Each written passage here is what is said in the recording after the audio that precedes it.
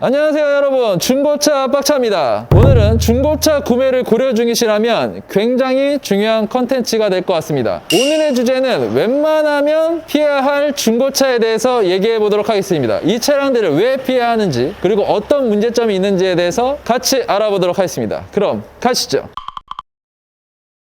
여러분들이 2024년에 내가 만약에 중고차를 구매한다, 그러면 제일 중요한 게, 사람도 이 하트가 제일 중요하지 않습니까? 중고차도 구매하실 때 이 하트가 제일 중요한데, 중고차, 이 차에서 하트는 바로 엔진이 되겠죠. 엔진 쪽에서 문제가 가장 많이 나오는 얘기들 중에 하나가 뭐가 있을까요? 바로 이 뒤에 있는 YF 소나타, 그 이외에 현대 기아에서 항상 문제가 많이 나오는 차, 바로 세타2 엔진인데요. 이 세타2 엔진이 들어간 차량은 만약에 내가 중고차 구매를 고려 중이시라면 웬만하면 피해라, 이렇게 말씀드리고 싶은데, 제가 많은 차량들의 이제 이 엔진들을 새 걸로 많이 교체해 줬어요. 사실 저희 업체 같은 경우에는 좀 문제가 있어도 고객님이랑 저희가 커뮤니케이션을 하면서 이게 차가 엔진에 문제가 많으니까 이제 거기에 대한 걸 저희가 좀 책임을 져드리고 있는데, 일반적인 중고차 딜러분들은 그러기가 쉽지 않고 사실상 안 그러고 있기 때문에 웬만하면 세타 엔진은 좀 피해서 구매하시는 게 좋지 않을까. 김PD, 너도 지금 나랑 같이 촬영하면서 우리가 하자 처리 많이 해줬잖아. 많이 해줬죠. 너는 사실 차를 모셨는데 너가 이 세타 엔진에 대해 알 정도면 이게 진짜 말이 많은 엔진이거든. 저는 세타 엔진이 약간 호랑이처럼 무섭다 말만 들었지 정작 진짜 왜 무서운지 모르겠거든요. 그러니까 보링이 들어가는 건 알겠는데 근본적인 원인이 어떤 것 때문에 보링이 들어가고 엔진을 교체해야 되는지. 그러니까 사실 이 세타2 엔진 중에서 이게 GDI라는 게 있어. GDI가 뭐 가솔린, 뭐 다이렉트 인젝션, 뭐 그런 내용인데, 쉽게 얘기하면 직분사 엔진이야. 직발로 쏘는 거야. 그 엔진에 대한 효과를 이제 더 높이기 위해서 만든 엔진인데, 그러다 보니까 거기에서 발생되는 문제들이 생긴 거지. 차량 자체의 효율은 높일 수 있었는데 내구성이 약해진 엔진이라서 대부분 내가 보면은 한 5년 정도 타면 항상 문제가 생긴다. 길어도 10년을 못 넘겨. 애들이 효율은 좋은데 이게 몇 년 못 살아. 단명하는 엔진이라는 거지. 이 차량 현대에서 리콜을 했던 차량이잖아요. 그렇지. 그 리콜 받은 엔진은 어때요? 그러니까 리콜 받은 엔진들도 감명할 거 아니야. 얘가 리콜을 언제 받았는지도 좀 중요하게 볼 필요가 있지. 얘가 리콜 받은 지 얼마 안 되나야 아직까지 좀 약간 갓난애기의 심장을 갖고 있어. 그러면 괜찮아. 만약에 리콜 받은 지 좀 됐어. 그래서 내가 이제 갈까 말까 해. 그러면 그래도 좀 피하는 게 좋아서, 이 차가 리콜 언제 받았는지 보는 것도 좋고, 지금 GDI 엔진 같은 경우에는 리콜도 많이 해주고 무상 보증도 많이 해주고 하고 있거든. 내가 만약에 세타2 엔진, 뭐 GDI 엔진 관련된 차량을 산다 하면 이게 무상 보증이 되는 차량인지, 뭐 평생 보증이 되는 차량인지, 이런 것들을 잘 알아보고 사시는 게 좋다. 그러면 우리 고객님들께서 궁금해 하실 수 있잖아. 도대체 저놈의 세타2 엔진, 저 문제되는 엔진은 어느 차에 들어가져 있는 거야? 뭐 지금 제 뒤에 있는 대표적인 소나타, 아니면 소렌토, 그리고 스포티지, 뭐 이런 차량들이 들어가는 경우가 많아요. 대표적인 차량만 지금 제가 말씀을 드린 거거든요. 이게 들어가 있는 연식들이 있어요. 그러니까 그 연식에 들어가 있는 차량들을 구매할 때는 조심하시는 게 좋을 것 같습니다. 피해야 될 차량이 이제 사실 엔진 말고 또 피해야 될 게 뭐가 있어요? 엔진 다음에 중요한 게 뭐야? 가격. 아직 멀었어. 조심히 봐야 되는 차를 보여드리도록 하겠습니다.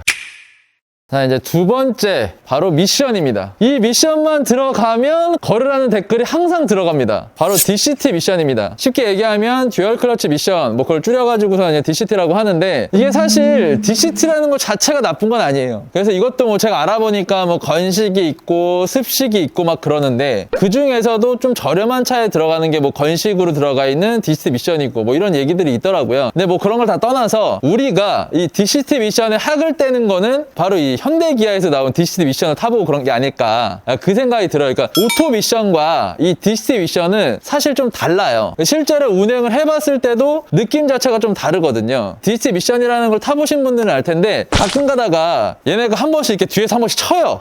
사람이 그러니까 잠을 잘 수가 없어. 가만히 있다 갑자기 빵 치거든요. 그러면 한 번씩 이렇게 놀래서 약간 이런 느낌으로 차에 무슨 문제가 생겨날 정도로 큰 충격 같은 게 올 때가 있어요. 이 미션이 걸릴 때 느껴지는 건데, 일반적으로 그냥 오토 미션을 타셨던 분들은 이 정도 충격을 느끼게 되면, 진짜 모르시는 분들은 차를 세울 정도로 뒤에서 누가 박은 줄 알고 진짜 심장이 벌렁거릴 정도의 뭔가 이렇게 쿵 하는 느껴지는 게 있어요. 얘네들이 왜 문제가 되냐 하면은, 일단 저속 주행할 때 좀 변속하는데 불안정하게 느껴지는 게 좀 있고요. 그리고 변속이 돼야 되는데 변속이 안 되고 막 변속 지연이 되고 막 이런 문제들이 있다 보니까, 일반적으로 오토 미션을 타셨던 분들은 웅 탁 하면서 이게 바뀌어야 되는 그 리듬이 있잖아요, 차라는 게. 웅 안 바뀌어. 그래서 웅 뭐지? 약간 이런 느낌이 있다 보니까 그런 게 한두 번 발생이 되고 이제 점점 연식이 오래되고 주행거리가 오래되다 보면 이게 좀 빈도수가 높아지는 것 같더라고요. 그러면서 내가 저 DCT 미션 달려있는 차를 타봤는데 저거 타지 마. 야, DCT 미션 달려있으면 그냥 타지 마. 약간 이렇게 되는 게 아닌가 싶어요. 그래서 한 번도 이 듀얼 클러치를 가지고 있는 차량을 운행해 본 적이 없다라고 하면 시운전을 좀 길게 해보면서 이게 미션이 어떤 식으로 변속이 되는구나, 이 변속감이 일반 오토 미션하고는 좀 이런 차이점이 있구나 라는 걸 좀 느껴본 다음에 이 오는 거에 대한 불편함을 감수하고 사시겠다 하면 DCT 미션을 사시는 거고, 이게 내가 생각했던 오토 미션의 차이가 좀 너무 심해서 불편하네 라고 생각하시는 분들은 그냥 다른 차를 보시는 게 좋습니다. 좀 유지 보수를 하면은 좀 참고 탈 수 있을 만한 컨디션을 계속 유지할 수 있을까요?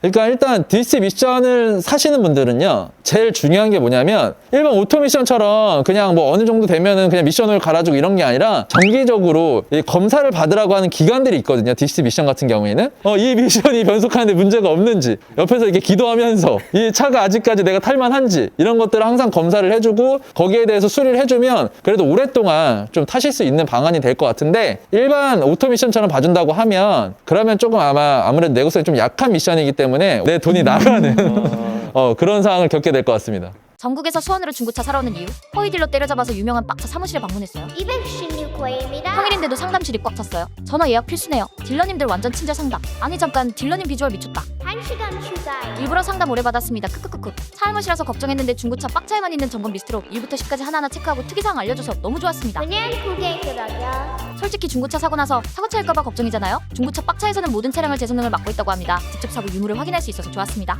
와, 이거 성능 안 봤으면 큰일 날 뻔. 크크. 중고차 업체 최초로 전용 카센터에서 차량 점검을 해줍니다. 이거 진짜 미친 거 아닌가요? 보기 힘든 차체 하부까지 리프트로 띄워서 두 눈으로 확인시켜주네요. 크크. 엔진룸 점검은 말할 것도 없음 그냥 다 해줌. 마지막으로 차량 상태와 보험 이력까지 꼼꼼하게 다시 한번 봐주시는데 실내 그 접체임 진짜 찐막으로 제일 중요한 건데 빡차랑 포토타임 가능. 크크크크. 나도 찍어줘. 자, 이제 세 번째 차량은 바로 전기차입니다. 만약에 내 주변에서 전기차 산다 그러면 좀 나중에 사, 아직까지는 좀 이른 것 같아, 지금 사면 너무 불편해, 이런 얘기를 많이 할 것 같은 차야. 근데 이제 정부에서는 15년에 내연기관을 생산을 중단한다고도 하는데 근데 아직까지도 인프라가 부족할까요? 믿을 게 못 돼. 그러니까 뭐 어린이 보호 차량도 뭐 앞으로는 뭐 디젤 아니고 LPG 아니면 무슨 번호판을 내주네 안 내주네 했다가 또 유예해가지고 또 넘어가고, 뭐 정책하겠다가 했다가 유예하고 그거는 2025년 돼보면 아는 거고, 그렇다고 해서 갑자기 1년 만에 뭐 여기 있는 전기차 빼고 우리가 뭐 휘발유 뭐 아니면은 뭐 디젤, 경유, LPG가 다 없어질 건 아니잖아. 신차를 뽑고 굴러다니는 차들을 최소 못해도 5년에서 10년 정도는 운행을 해야 되는 거고, 이런 모든 제반 시설이나 이런 걸 갑자기 없애기 힘들잖아. 그렇죠. 아직까지 전기차는 좀 너무 이르다. 그 중에서 가장 큰 이유, 충전 인프라가 너무 부족하다는 생각을 하고 있어. 그러니까 우리나라 사람들은 빨리빨리. 그치. 너도 알고 나도 알고 빨리빨리. 나는 사실 일주일에 한 번 정도 가가지고 주유소에서 기름을 넣잖아? 그럼 그 기름 넣고선 이렇게 기다리고 있잖아. 아직까지도 기름 넣고 있네. 이거 언제 되지? 빨리 됐으면 좋겠는데 이런 생각을 할 때가 있어. 그래서 나는 진짜 전기차 못 사겠는 게, 전기차 타시는 분들 보면 막 20분 30분씩 충전하고 기다리고 계시더라고. 그러면 너무 이게 힘들어. 와, 이거 30분씩 어떻게 차 충전을 하고 있지? 우리가 지금 스마트폰을 다 쓰잖아. 스마트폰을 다 쓰는 건 우리가 집집마다 충전기를 꽂을 수가 있고, 사무실 가면 충전기를 꽂을 수가 있고, 이런 모든 제반 시설이 다 돼 있잖아. 근데 우리가 집에서도 편안하게 뭐 충전을 할 수 있거나 약간 그런 느낌이지. 야, 너 충전기 있어? 있어. 왜? 나 차 배터리 떨어질 것 같아. 잠깐 줘봐, 충전 좀 하게. 뭐 이 정도 느낌으로 가지 않는 이상 뭔가 충전 인프라가 우리나라의 이 빨리빨리 문화를 과연 이겨낼 수 있을까? 좀 여유가 있는 나라들은 20분 30분 충전하면서 뭐 커피 한 잔 마시고 좀 기다릴 수 있는 문화일 수도 있는데, 우리나라가 사실 전 세계적으로 봤을 때 충전소가 적게 깔려 있는 건 아니라 그러더라고. 다른 나라랑 비교했을 때 우리나라 인프라가 꽤 많더라고. 그런데도 불구하고 아직까지도 나오는 게 충전 인프라가 너무 부족하다. 왜냐면 우리는 한 몇 분 만에 한 5만 원 10만 원 주유하고 빠지는 게 문화잖아. 근데 이걸 어느 세월을 기다리고 있냐고. 집밥 있고 회사밥 있는 사람들은 충분히 고려해볼 만한데 그런 분들한테도 비추하시는 건가요? 아직까지는 좀 전기차를 사는 게 너무 이르다라고 생각했던 것 중에 하나가 뭐가 있냐면, 가끔씩 뉴스를 보면 사고가 나서 불이 났다라는 뉴스를 내가 볼 때가 있어. 아니, 차에서 불이 나는데 그럼 문 열고 내리면 되지, 저걸 왜 저 안에서 못 내렸지? 이런 생각을 했거든. 아니면 차에서 주무셨나? 아니면 차 문이 안 열렸나? 뭐 이런 여러 가지 생각들을 했어. 근데 그게 아니라 실제 영상을 보니까, 야, 이건 나라도 내가 사고가 딱 나서 뭔가 정신을 잠깐 못 차리는 상태에 저 정도 불속도 같다면 이건 나라도 빠져나올 수가 없겠다. 무조건 내 몸에 화상은 있겠다는 생각이 드는 거야. 그래서 특히나 어르신분들 있잖아. 아니면 요즘에 택시로도 전기차 많이 다니잖아. 택시 하신 분들 중에 또 나이 많으신 분들은 웬만하면 전기차 안 사시는 게 낫지 않을까 생각을 해. 해. 안전이랑 직결된 문제니까 진짜 중요한 문제 같아요. 이거는 내가 어디를 다치냐 마냐의 문제가 아니라 이건 진짜 죽냐 사냐의 문제잖아.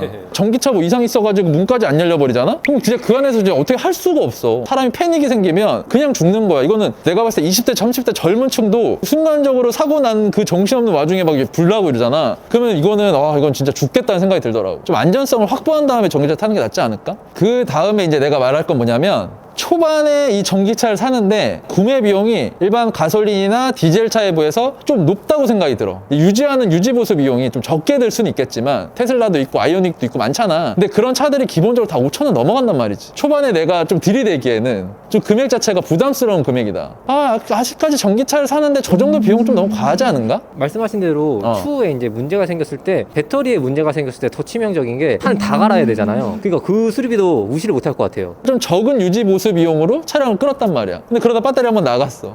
그럼 내가 봤을 때 이거 그냥 다 메꾸고도 남는 돈이 나가. 우리가 얼리어답터 막 이래가지고 그런 물품들을 빨리빨리 써보시는 분들 있잖아. 그런 분들 아닌 이상이야 굳이 미리 써볼 필요가 없다는 거지. 우리가 옛날에 스마트폰도 처음 나왔을 때 옴니아가 있었어. 내가 봤을 때는 지금 전기차는 옴니아나 진짜 많이 쳐줘봤자 갤럭시 1, 2 정도 되는 것 같아. 비유가 화가 났네요. 굳이 우리가 미리 써보고 그 불편함을 감수할 필요가 없다는 거지. 이걸 왜 쓰는 거야 도대체 이럴 정도였다고. 연하의 혜택이 더 나왔죠. 우리가 그런 게 있잖아. 뭐 실험 버전, 베타 버전 이러잖아. 아직까지는 내가 생각해서 전기차는 베타 버전이니까 알파 버전이 나왔을 때 그럴 때 사도 괜찮지 않을까. 그때는 아마 전기차가 많은 종류가 나올 거야. 금액적으로 가격 경쟁력도 괜찮을 거야. 좀 저렴한 금액대에 뭐 지금 우리가 아반떼 뭐 1,000만 원, 2,000만 원 살 수 있는 것처럼 뭔가 그런 차들이 1,000만 원, 2,000만 원이 많이 분포가 되지 않을까. 그때 가서 사도 충분히 메리트가 있다. 아 뭐야 담배를 태우셨네. 아 대표님 저 이거 매입한 거 이거 담배차인데요? 이거 탈취박스 탈취박. 아 이거 뭔 냄새야. 아 냄새가 안 사라지네. 형 이거 에어컨 필터를 갈아도 냄새가 안 사라져요. 이거 탈취박스 탈취박. 오 진짜 냄새도 안 나네. 차량 에어컨, 차량 히터, 담배 냄새 제거, 세균성 냄새 제거까지 원터치 탈취제 탈취박.